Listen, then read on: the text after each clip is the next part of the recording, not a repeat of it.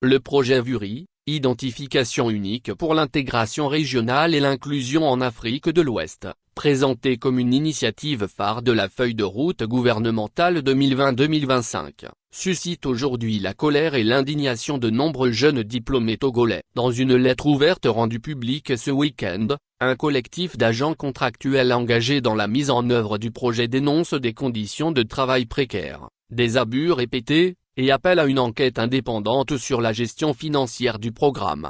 De jeunes Togolais venus de toutes les régions du pays affirment avoir répondu à l'appel de ce projet qu'ils pensaient structurant et porteur d'opportunités. Beaucoup ont abandonné des emplois plus sûrs et parfois mieux rémunérés, convaincus par la rigueur du processus de recrutement et les promesses de stabilité. Très vite cependant, l'enthousiasme s'est transformé en désillusion. Une fois sur le terrain, les agents ont vu les termes de leur contrat modifiés sans concertation. Les nouvelles conditions, imposées par les deux structures en charge du projet, l'ANI, Agence nationale d'identification, et l'INSED, Institut national de la statistique et des études économiques et démographiques, ont été jugées précaires et injustes. Le collectif affirme que ces changements ont été imposés après leur prise de fonction, dans un climat d'intimidation. 8 mois après le lancement du projet, les agents dénoncent une situation devenue intenable. Ils déclarent n'avoir reçu qu'à peine 3 mois et demi de salaire, versés de façon irrégulière, parfois en espèces et avec des retenues injustifiées. Les conditions de travail sont décrites comme extrêmes,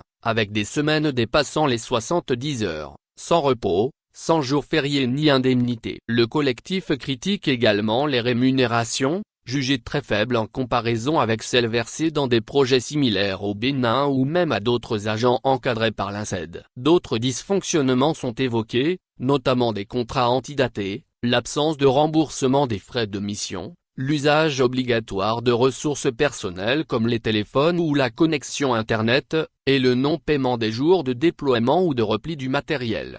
La gestion du projet est qualifiée de chaotique. Les agents affirment que la communication interne est quasiment inexistante, réduite à des messages informels échangés via WhatsApp. Depuis la fin de la campagne de recensement dans la préfecture du Golfe, en juin 2025, les agents disent être livrés à eux-mêmes, sans affectation ni rémunération. Beaucoup vivent aujourd'hui dans une précarité extrême, endettés, malades, et psychologiquement affectés. Le collectif soulève également de graves interrogations sur la transparence financière du projet. Il rapporte des rumeurs internes évoquant la disparition d'une partie des fonds, certains allant jusqu'à affirmer qu'un haut cadre aurait financé de sa propre poche une partie des salaires. Une telle situation, dans un projet financé par la Banque mondiale et placé sous la tutelle de 2 ministères stratégiques, est jugée inacceptable. Les inégalités de traitement entre agents encadrés par l'ANI et ceux suivis par l'INSED sont également dénoncées. Pour les mêmes omissions et responsabilités, les conditions de travail et de rémunération seraient très différentes. Face à cette situation,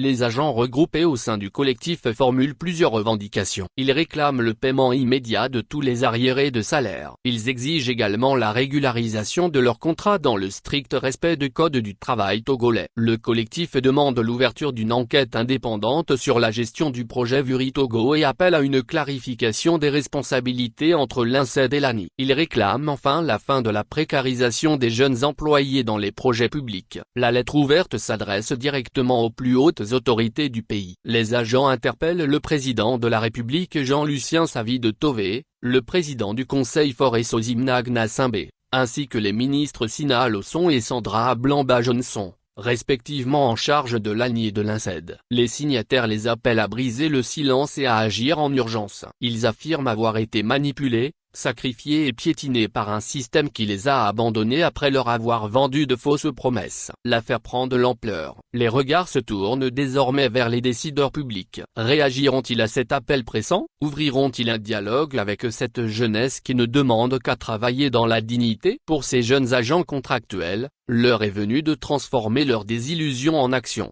et d'exiger des réponses concrètes.